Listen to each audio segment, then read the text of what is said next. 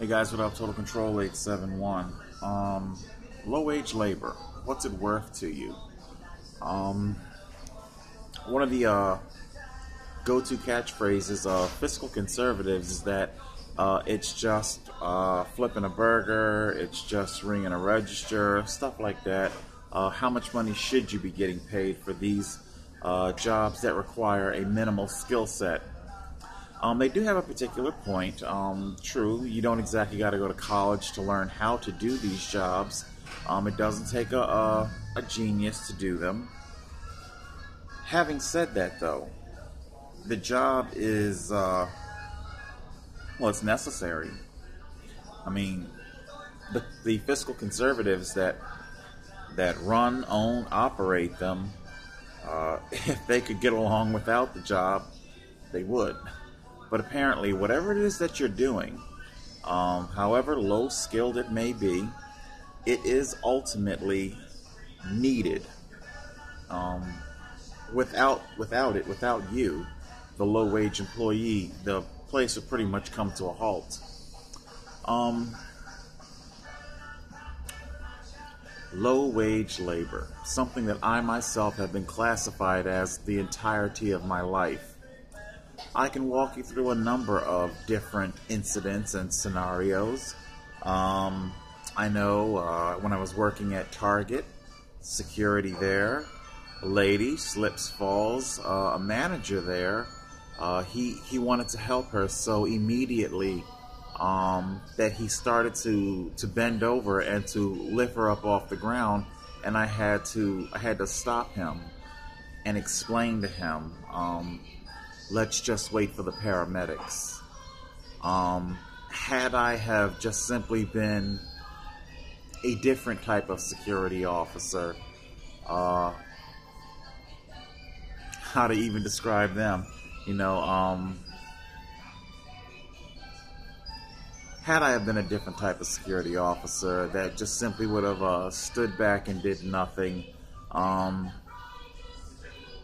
whatever became of that particular slip and fall, it would have cost the corporation a great deal more money.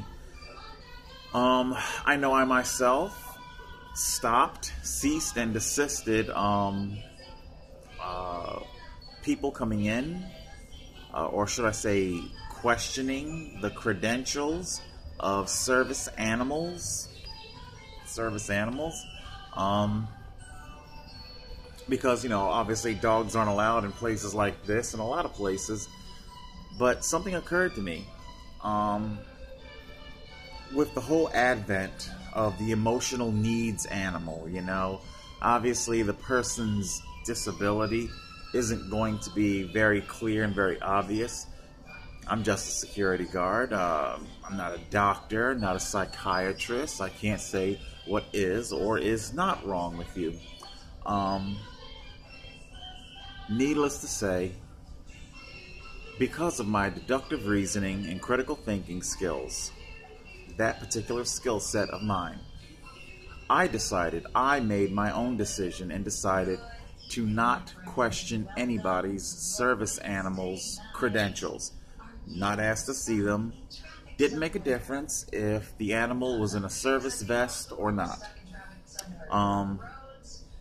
The reason why is because I balanced. I'm laughing because it's like, when was the last time, the health inspector or whomever has come into a restaurant and, they come into restaurants and they check them. I think they do it maybe like once a year or whatever.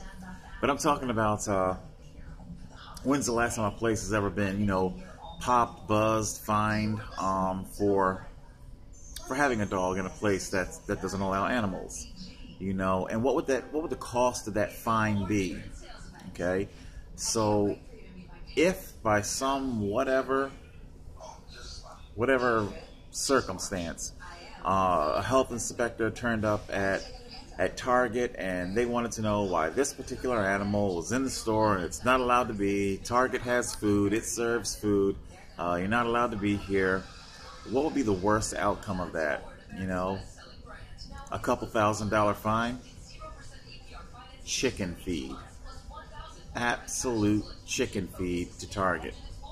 Now, consider what the civil implications would be of me having interceded, questioning a person's medical credentials that they needed as service animal, and a whole bunch of other stuff. And then you got bad press that goes along with it. It's on the news now, and a bunch of other stuff. So that's why I no longer did that.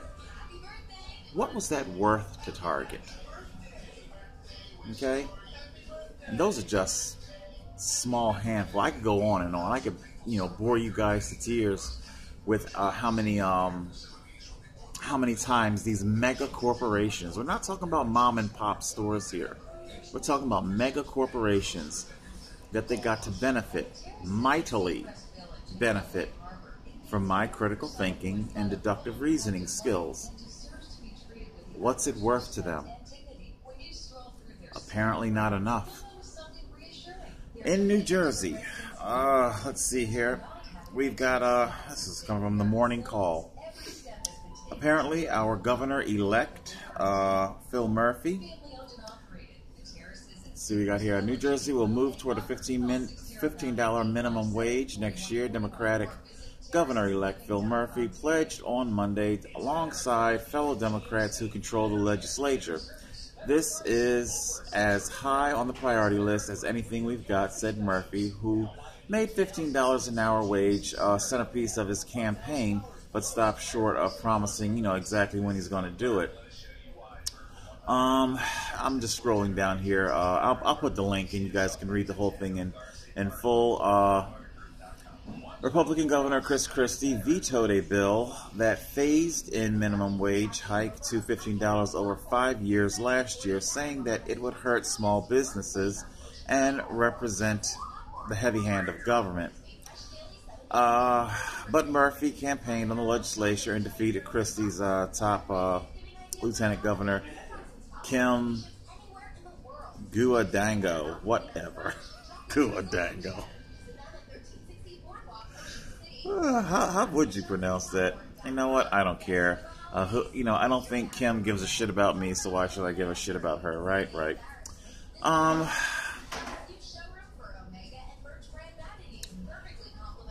Moving on down here, appearing alongside the Democratic leaders was nursing assistant Ella Moten of Jersey City, who said she makes $11.59 an hour, sometimes cannot afford to keep her electricity on. She said it was way past time to raise minimum wage to $15 an hour. New Jersey's current minimum wage is $8.44 an hour and is set to rise to $8.60 in January. Wow. The current wage was set under a constitutional amendment in 2013 that provided for raising the rate from $7.25 to $8.25 and thereafter according to inflation. Under the bill, Christie vetoed the wage would have risen to $10.10 an hour and reach $15 after 5 years. My last job, I made $10.50 an hour. They're talking about here $15 an hour. Now, I remember,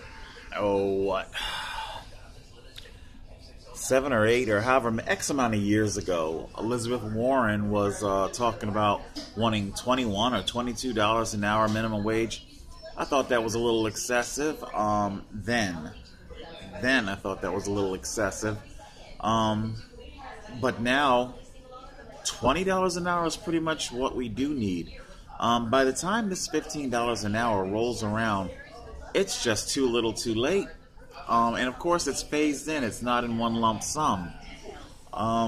They talk about not wanting to hurt small businesses, giving small businesses time to adapt. What that means is time for not only small, but all business to raise the hell out of its wages. My coffee costs $2.66. As we get toward our $15 an hour, it's going to cost $3.66.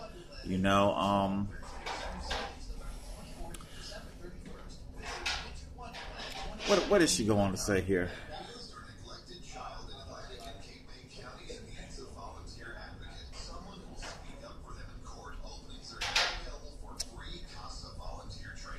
Yeah, they go on to talk about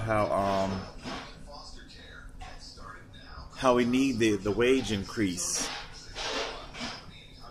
It wouldn't be your wage increase, you know. It wouldn't be your benefit. Where you live and the utilities that you use, food that you eat. These places don't live in a bubble. They follow the news too. They pay wages out themselves. As soon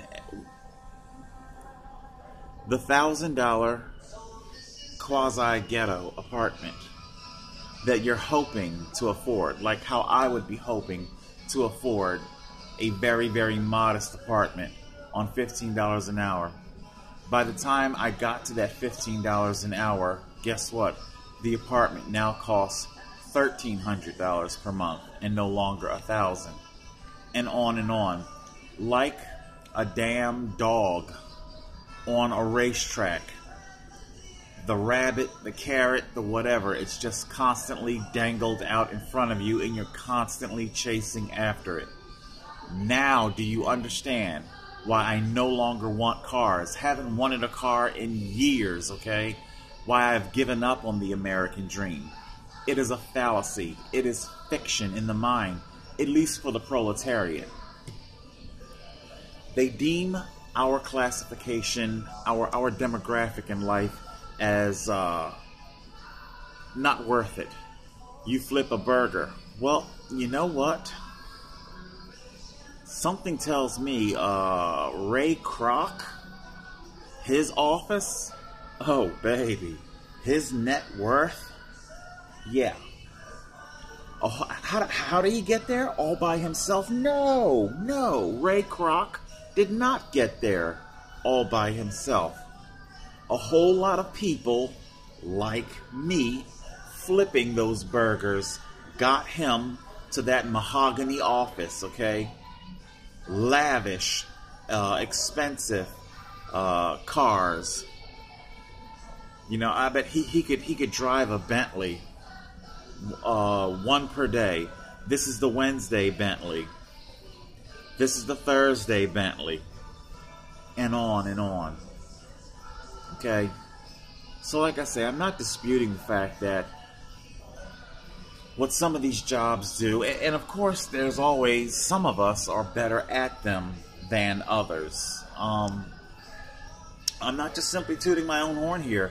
My very first job, of course, it was McDonald's, and for some of you out there who may be very, very young who watch my channel and whatnot, if you're working at McDonald's now, you probably, all you've ever known is the clamshell grill. There used to be, we used to have to flip them by hand and whatnot, and this guy on the grill, he was just dynamite. I've never seen anybody move so fast. I can't help but wonder, how much did he get paid? Was he paid for his actual worth? Again, it goes back to the question, what's it worth to you? What's that individual worth to you? Every time I've interceded to not just simply protect a corporation's assets that may be sitting on a shelf, you know, petty theft, but what about the big lawsuits, the civil liabilities? What's it worth to you?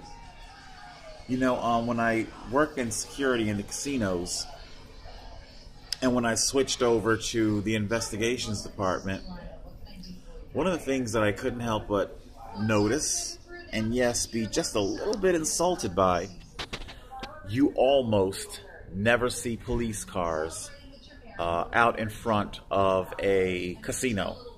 If you do, then it means something very serious happened. All conflicts, it's usually resolved by the security department. Even small theft. Matter of fact, that used to be my least favorite of reports, called the UCR, Uniform Crime Report. It's the exact same UCR that police departments use, which means that I was trained and did the exact same work that police did back at headquarters when they go to do their reports.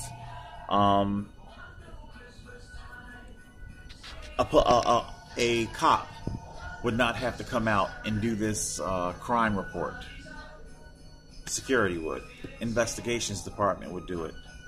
And we would go to investigate it, you know.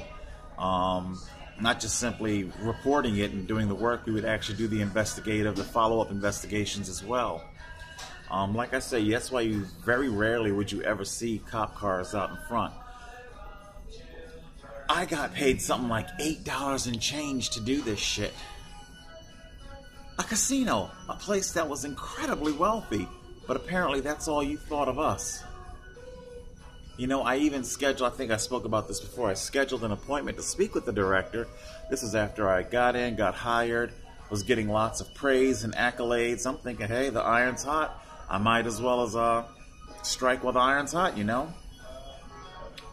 Just like how when I initially got hired, I scheduled an appointment, got done up in the Sunday best, a tie, and the whole shebang, and went to meet with the director because it was explained to me the director handles all pay increases. So I went and I had my meeting with the director. I pitched and spoke of my accomplishments, and well, basically, she humored me and we smiled and talked and at the end of the whole thing, it was simply, well, raises are scheduled at such and such time of year. And of course, my whole thing was, yeah, I know when raises are scheduled, you know, but I'm here telling you that I perform above the average security guard. Therefore, I feel like I should get paid more than your average security guard. Yeah, no. No. No. Okay? So, low-wage employees. What's it worth to you? What are we worth to you? You benefit mightily. You profit mightily. We are the bedrock that propelled so many corporations to be titans of industry. Okay? It is because of us that made your ticker on the New York Stock Exchange to be synonymous with wealth. But apparently that didn't mean shit to you. You take us and you throw us away. We're treated like light bulbs. When one burns out, just screw in another.